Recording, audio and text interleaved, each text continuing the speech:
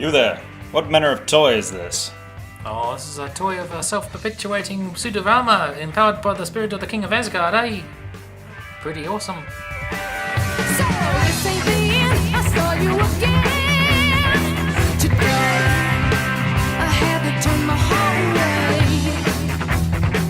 away. Sku, do you like Thor? Personally, or the movies? Either way, I don't mind. It's the 21st century, I'm not going to judge. Yeah, good, fine. Cool, well then you'll obviously remember from the end of Thor 1, the Destroyer, a mystical suit of armor empowered by the King of Asgard to do whatever he wanted to, right? Yeah, no, you know, off camera we were talking about that and I don't Don't remember at all. That's terrible. Weird. That's terrible. That is terrible. Well, this is the comic book version of that same character, the one that gave inspiration to this highly memorable villainous force from the movies. But this is the comic book version of it, which appeared a number of times and has been used in a number of different ways. So it's not just a villainous sort of thing. It's a thing. It's not a character, but it's a thing which people have used for good and ill and all that sort of thing. And so what is the Destroyer then?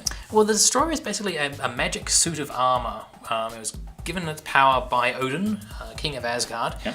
And created basically to be able to fight the Celestials, which are these giant creatures which roam throughout the universe and basically stick their noses in and muck things up and destroy things and do other bits and pieces as a means of just doing something to pass the time, I guess, and just messing up everybody else's day. Yeah. But Odin was not happy about this because he feared that they'd come to Asgard and decided to destroy things. So he built the Destroyer and poured his power into it and built this big spiky metal thing which other people can use their mental powers to be able to bring it to life and utilize that power enhanced by their own power to be more powerful. So he's not necessarily a character, he's just an empty shell that you can sort of inhibit and use as a big, strong vehicle to defend yourself against the onslaughts of the bad guys. Yeah, he's basically the magic version of an Iron Man suit. He's not Iron Man himself, he's just the suit, and anybody can take control of him. Within certain limitations, of course, because you don't want just the local Asgardian janitor taking control of the Destroyer. Although that would be an awesome idea for a Thor movie. Thor 5, I'm picking Asgardian janitor becomes the Destroyer. It's an interesting design, isn't it? I love the sort of ribs of armor, the strips of armor that make him up from top to bottom. It's a very striking design. It's just bands of metal and spikes everywhere. I mean, this is probably the most heavy metal outfit ever. I mean, it's a Viking thing as well, so how he didn't get licensed out to appear on somebody's album cover in the 80s, I don't know.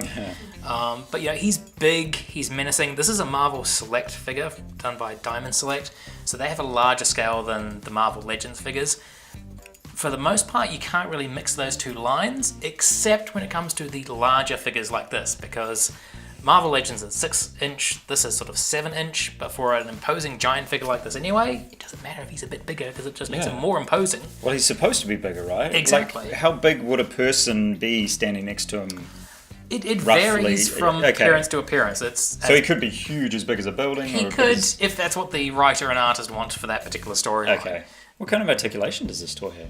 He actually has quite a bit. The Marvel Select ones are contractually limited in the amount of articulation that they can get so that they don't conflict with the Marvel Legends licenses and all that. But for this guy, you do have head articulation. There's a nice little ball joint there, so he can move around as well as sort of cock the head to the side and look like a curious puppy or something like that. These shoulder pads are actually a little bit articulated, so you can move them out of the way of the arms. Yep. You've got bicep swivel there. You do have the joint at the elbow.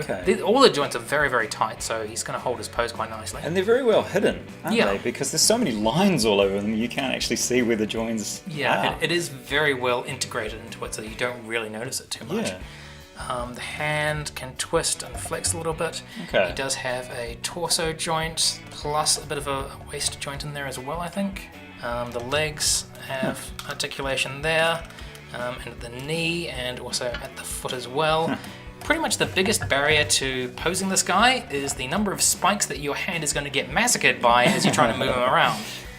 They're not hugely pointy, you're not going to kill yourself using them, but they're noticeable. And quite quite sharp. They're sturdy, is what I like to think of them. Yeah. They're very sturdy, and you could put some nice little dents into your hand, and then spend the 5 minutes for the flesh to come back to its normal position. Yeah, I can imagine like standing on this in the dark with bare feet. Yeah. That would be, you'd know where it was. You would quickly figure out where you'd put your destroyer figure, I would imagine. He comes with a couple of accessories here. A big sword. He does. Look at that. So he's got a nice big chunky Asgardian sword there. I don't know if it's supposed to actually be Odin's sword or something like that, but clearly if you're going to be... Yep, that's what I'm saying. Oh my gosh, it actually hurts to get it. Yep. You might want to try it in that hand and see if you Okay. can... Either that or it's a case of you need to get your hairdryer and loosen up the There we plastic. go. There we go. Giant sword. Ow. Yeah. I actually have dents in my finger. Yep, that's what I was saying. He's the destroyer of people's hands. Okay, and why does it come with Odin's head? Is that Odin? Yep, that's Odin. So Odin- So you can actually pop the head off Yeah. and pop Odin's head on. And now Odin is wearing the destroyer as a suit of armor. Okay, but that makes Odin look really big. Yeah, which is okay because Odin's pretty big. Okay. But yeah, it certainly looks really imposing. I mean, with the Odin head on, they've done a lot of nice work in terms of the detail on Odin's head. The sculpting of the hair is really good. It's painted well. And the way it falls nicely around the shoulders there, it sort of Yeah. looks like it's meant to be. Exactly. It is specifically designed to fit onto this body. Yeah. They've done a really good job with the paintwork here. It's a vibrant silver. It's very glossy. Yeah. It's not chromed or anything like that, so you don't feel like you're going to leave smudge marks on it and everything, which would make it look worse over time. But it looks very much like armor. It doesn't look like it's just a toy made out of silver plastic. They've put in that extra bit of attention there, and it looks great. Yeah, I love the design. It's very chunky, very very heavy metal. Yeah, it looks familiar, but it isn't. So it has that wonderful look that reminds you of medieval armor and all that sort of thing, without it actually cribbing that idea completely. So those are our thoughts on Diamond Select's Marvel Select The Destroyer. Very cool toy. If you guys like them, let us know down below. Don't forget to thumbs up our video and subscribe to the channel. We're out of here for now. Yes, but we will be back, because after all, Admiralty Entertainment isn't a place, it's a people.